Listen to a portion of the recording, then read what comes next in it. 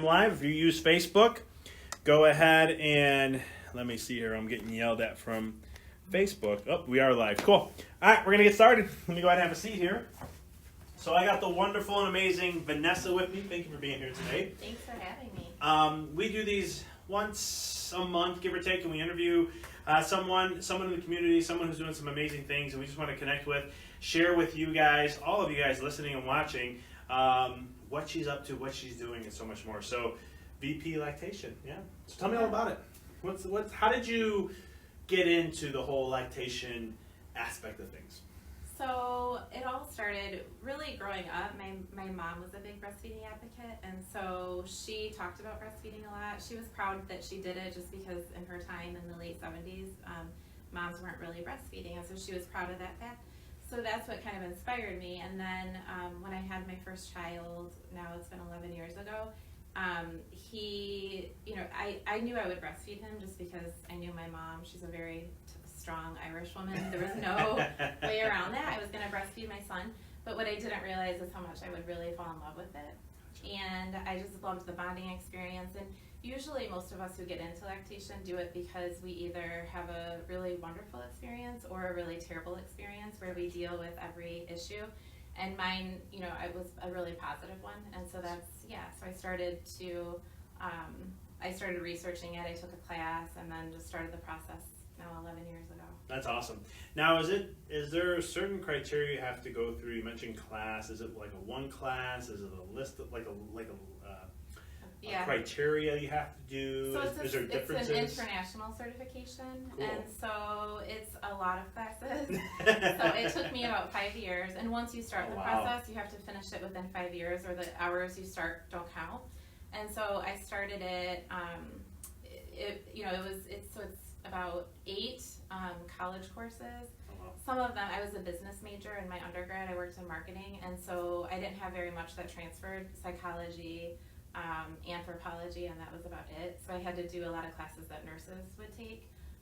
So you don't have to be a nurse to be a lactation consultant, but you do have to take a lot of the same courses. Cool. Yeah, so that, and then there's several continuing ed courses, and then 500 clinical hours supervised by a 5-year recertified IBCLC. So that's a lot. Yeah, and then 40, or 90 lactation specific hours as well. So it's a lot of hours, a lot of classes. That's a lot of work. I was going to say, yeah. And I totally understand the whole 5-year mark. I'm coming up to that right now for those who are watching. I'm going to be a certified pediatric chiropractor, and so it's like 19 classes to finish, and I have until May to get the exam and be finished. So I'm like, oh, before I have to start taking classes over again. And I'm like, not happening. And what kind of classes does that involve? Oh, it's everything related to pediatric, prenatal. It's related to, looking at certain conditions, how to evaluate an infant, how to evaluate a toddler, how to evaluate, not an adult per se, but more like someone who's in the teenage years, and looking at what are different things from a nutrition standpoint, from a neurological standpoint. We go to a lot of neurology, from different techniques to utilize, or how to adjust an infant, and what techniques can you use, how to evaluate when someone comes in with like a torticollis, or let's say they can't latch properly. What are things that we're going to look at and here are some of the issues from the neurological side that we can do to correct. So it's really, really cool. Originally I was never going to, just for the listeners there, I was never going to really go and get certified. I was more like, I'm just going to pick and choose the classes because I don't know what I need it for. But there's actually a huge attack on chiropractic right now with pediatrics. Like in Australia, you can't adjust a kid under 12 years old. And there's no premise of what they stand by to show that, but that's the standard right now. And in Canada, they're doing stuff like that right now. So like one instructor was like, if things come to the United States, which it will, and they're starting to push it, what ground do you have to stand on? And I was like, done deal, get the certification, don't have to tell me twice. So what would a parent look for if they were looking for someone who is a chiropractor who is certified in pediatrics? What are their credentials, or so you get new initials? We get new initials. There's 5 of them. 5 letters we get added. So it's CACCP. So it's just a certain. I don't even know what it stands for, to be honest. Certified something. I don't know the A. That's like certified something chiropractic practitioner. But it's one of the things where that just shows that they went through the extensiveness of the training. They understand pediatrics. We do a lot of prenatal stuff too, to really be able to really focus on a child and look at from a neurodevelopmental standpoint, what's the work we have to do to work with them to help them at every stage, because every stage is something different, 2 months, 6 months, you know, 9 months, a year.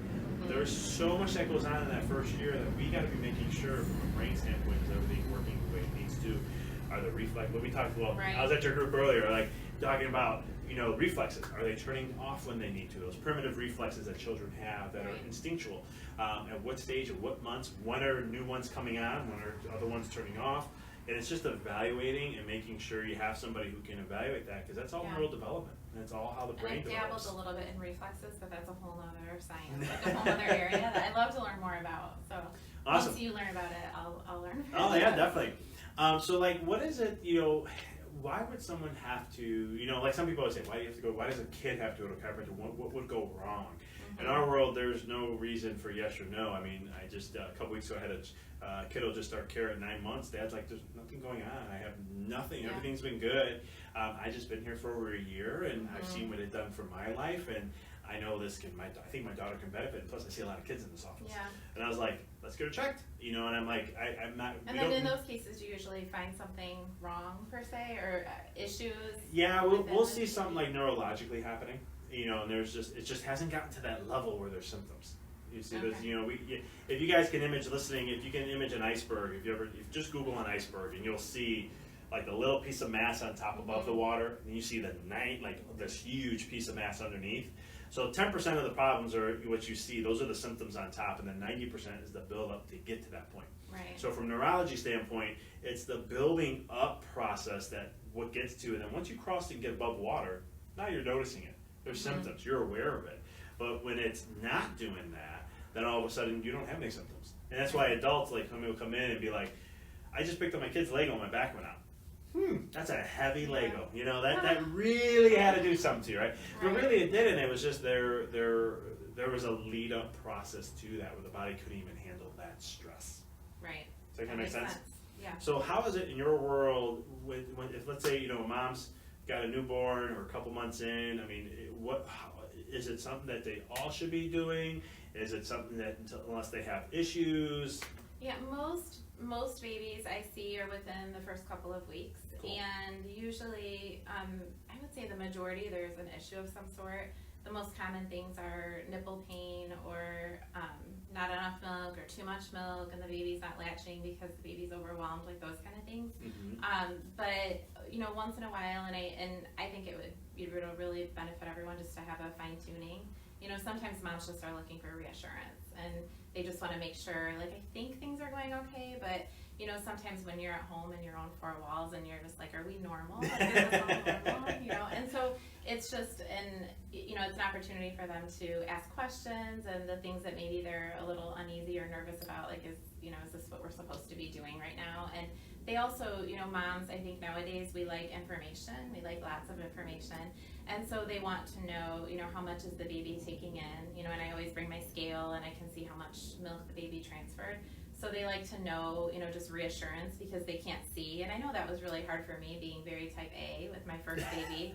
I wanted to know, you know, I couldn't see what he was getting. You know, he was there and I could hear him swallowing. I thought he was doing a good job. He was peeing and pooping, but, you know, how do you really know? And so they like to just see, what did the baby transfer? Is that the right amount? Is that normal? Are they gaining and growing? And just kind of, like I said, fine tuning and reassurance. So sometimes moms come for that, or that in addition to some other issue, which, like I said. Very cool. Yeah. When you weigh, is that, I'm assuming it's before and then after? Right. And you can see, like, and I'm assuming it has like ounces on there. Yeah, I go really into grams, like within the two. My scale is sensitive to the nearest 2 grams. So when you're dealing with a really little baby, you know, in day, 4, for example, they're only taking maybe an ounce to an ounce and a half, so 30 to 45 grams. And so I can see it, that sensitive. Or if the baby's spitting up, for example, moms worry about, oh, my baby's spitting up, I think he just spit up his whole meal. Yeah. And then I can weigh him and we see, oh, it really was only 5 grams. It wasn't his whole meal, it was a teaspoon, So it looks like more than it is. So it's those kind of things that can be really reassuring. So first of all, just you saying that, for me listening, I think it's very critical to, like, for all moms who have a newborn to, like, just go and just have that check. Because I think sometimes I always hear it, like, moms be like, I don't know, this is what I hear on my end, we're like, I don't know how much the baby's getting. You know, and I always say, well, if you have a good scale, you can do this, but obviously if you have a gram to the gram, that's even better. And they don't really need to know how much the baby is getting so much as, you know, moms will say, well, maybe I should just run a scale, and then I can see how much the baby's taking at every meal. But you don't really, you know, as long as the baby's gaining well, and you'll go to the pediatrician for regular checkups, and if there's an issue, you'll know that. And, you know, sometimes babies, you know, there's small people in the world, and some babies are just smaller babies, and as long as the weight gain is within their own growth curve, like they stay within their own growth curve, you look for that, you know, is the baby peeing and pooping? So those are the things I try to encourage moms to watch for. Listen to the baby, watch the baby when the baby's nursing. You know, is she swallowing? Do you hear swallows? Is the baby active, or is she just kind of hanging out and comfort sucking? Like those kind of things are good ways for the mom to know the baby's doing well. So I don't really encourage constant weight checks, but it can be just like another piece of data that is reassuring to moms. That's very cool. Now, what is the most common issue that I know you mentioned a couple things, but just like what's some of the common things that moms can look? Let's say we have a mom listening who's, you know, pregnant, firstborn. Let's say she's 2 weeks before due date comes. What are some things that, you know, that she can look out for that usually you see common issues in? Yeah, so early on, it's really just, you know, what I'll tell a mom who's just getting ready to deliver the baby, when, you know, just making sure she's holding the baby skin to skin and giving a lot of opportunities for the baby to nurse. So when the baby is all wrapped up and in the crib next to her, it's kind of like us on a cold winter night, you know, like tonight, if we're all snuggled up on the blanket with a blanket and we're, you know, watching TV, it's really hard to get up and like go get a snack or go get something to drink. So it's the same for the baby. If the baby's all snuggled up and wrapped up in the crib, they're not as likely to show the feeding cues. So, you know, I encourage moms to keep the baby skin to skin, and you can't feed too often. You really can't. So just offering the breast as often as whenever the baby looks like he or she is showing the slightest cue. So and we go through what the feeding cues are, and, you know, that's the time to bring the baby to the breast. They will do best when they decide they want to eat, and so just taking advantage of every little cue that you know, can pick up on, and keeping the baby close is really important.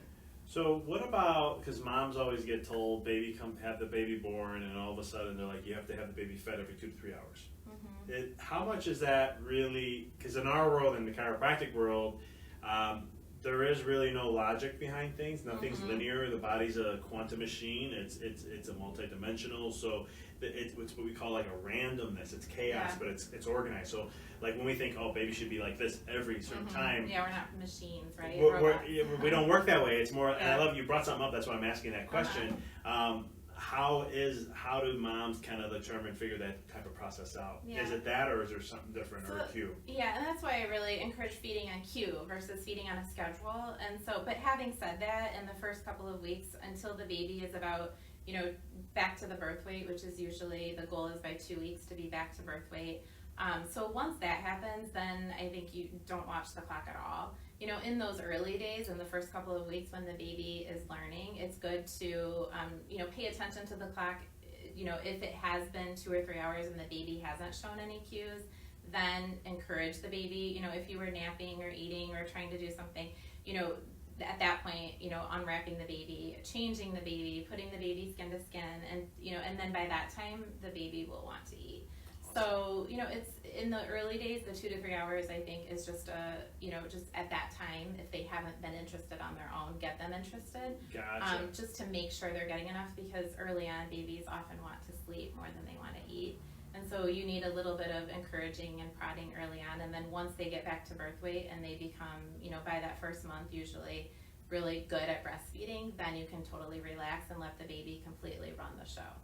And and they eat different amounts just like we do. You know, at different meals, we're not eating the same exact amount of food at each meal and at exact intervals every day. So babies eat the same way. So just listening to them, watching them, and following their cues is the best approach. Is there like a certain difference in cries, like where a baby is hungry versus tired and those type of things? Yeah, and that I do think that there is something to that, and I think over time, as when you become a seasoned parent, you start to pick up on the different cries and what they might mean.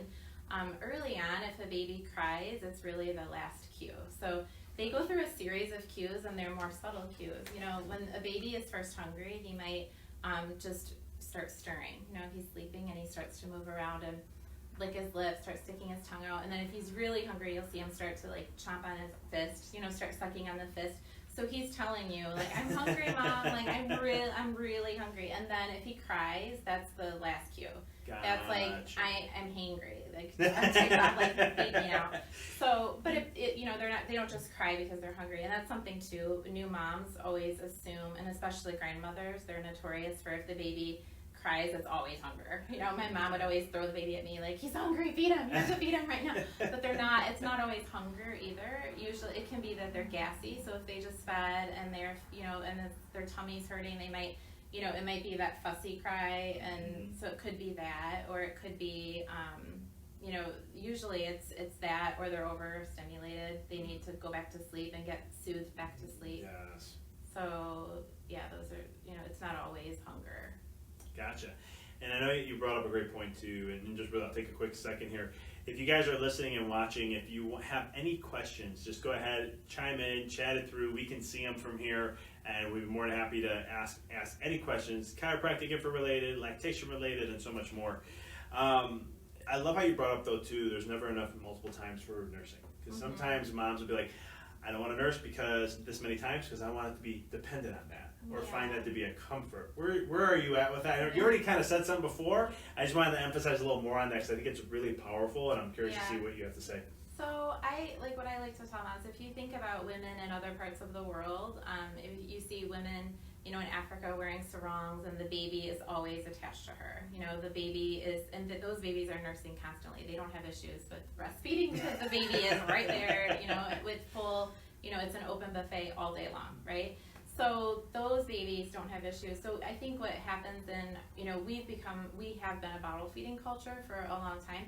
And so we have gotten used to those kind of bottle feeding kind of standards where a baby takes large amounts at regular intervals and you know, more regular amounts at regular intervals. And so we expect our breastfeeding babies to feed like a bottle feeding baby, but it just doesn't work like that. They don't, you know, at the breast, it's not just about the food. It is the food, but it's also, that's where they get their nurturing and their warm fuzzies from being with mom. So it's easy to, you know, they know that it's an open buffet and they can come back as often as they like in most cases. And so the you know, the baby will take a little and then take a little snooze, and mom's breast makes a nice pillow too. So they just kind of take a little nap, and then they know they can come back in an hour. So, you know, breastfeeding, it's not, you know, that's normal for a baby to want to feed very frequently, and that's biologically, like I said, biologically normal. Yeah, I think that's a huge disconnect, because again, in all the training that I've done, and excess of other stuff that I've done with training, it's just funny how far away we've been disconnected with nature. And when I say that, I don't just mean nature outside, which we have a huge issue with that too, but even just like natural things, like, and I'm just curious, I mean, I don't know how you get fired up as much as I do about breast milk versus like formula, when like a natural parenting magazine can, and I'm not mentioning the name, but it's one of those that can be like, oh, we shouldn't say breastfeeding is natural because it shows to be superior. You mind chatting on that? Just like, what are your thoughts of why is there such a huge attack on breastfeeding? So, I don't totally, I think, you know, we are sensitive, you know, if we were not breastfed or we weren't able to breastfeed our babies, and, you know, there are instances where we're not able to, or maybe mom doesn't have enough milk. It's pretty rare, a lot more rare than I think you would think. But, so I think it's just a sensitive topic. And as far as, you know, breast milk being superior, there is no question about it. You know, evidence shows that it is far superior. There is, you know, it's live, it's living substance. It's not just food. Like I said, it's filled with, you know, it gives your baby their first immunization. It has these live antibodies that kill off bacteria. You know, it's powerful stuff, and no formula can replicate that. So there's no question about the superiority. I do think there's a place for formula, and sometimes we need it. You know, if we don't have other alternatives available, I would always, you know, I would always breast milk from mom, like straight out of the spigot it would be the best available. Next best would be, you know, breast milk in a bottle. Next best, donor milk. And that some moms are a little hesitant to get donor milk, but it's, you know, especially if it's pasteurized or you're getting it from a close friend or family member. I was gonna say, yes. Yeah, if you trust the source and or it's been pasteurized and, you know, gone through a milk bank, then that again is far superior. In the process of pasteurization, it kills some of those, you know, good cells, but it's still far superior to formula. Totally. But having said that, if you don't have all those other things A available, lot of layers for you guys. A lot of layers. If you don't have all those things available, then, you know, formula would be. It's good that in our country we have that available, I and totally agree. it's safe and can be used when the other, you know, better alternatives aren't available.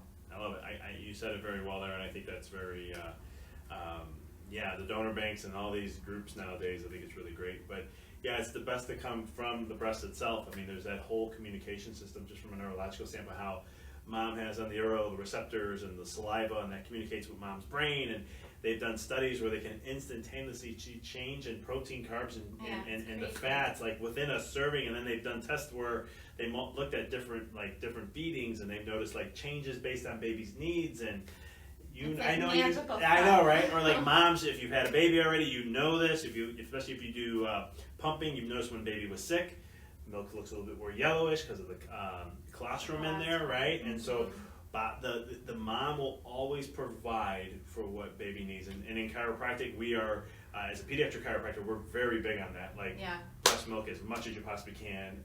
You know, even with moms I work with, let's say. They can't breastfeed or they have a difficulty or something like that, and we've always been like, hey, you know, Vanessa or someone that can help with that.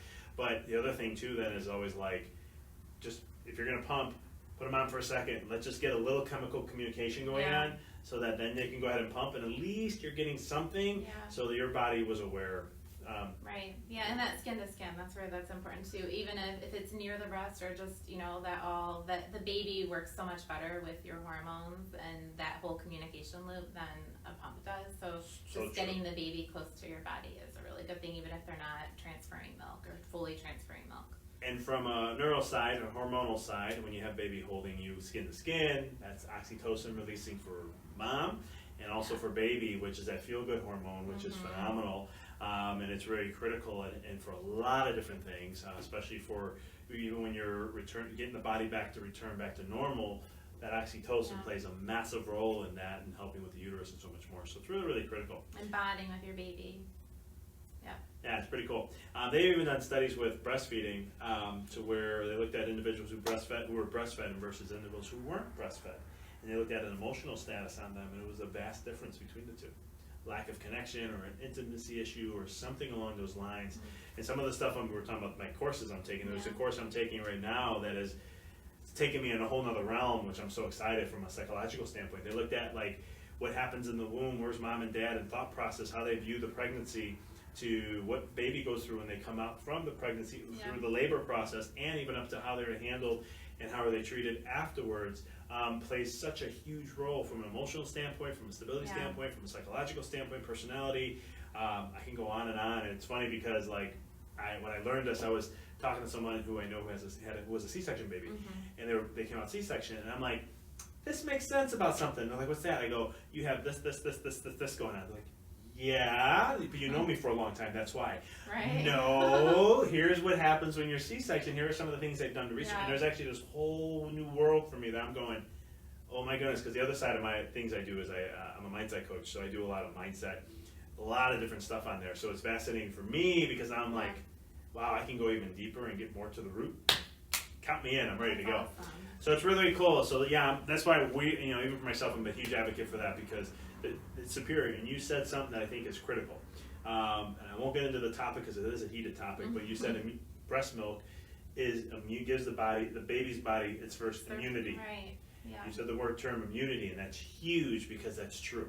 You know, unfortunately, when we think of immunization, we think of vaccines.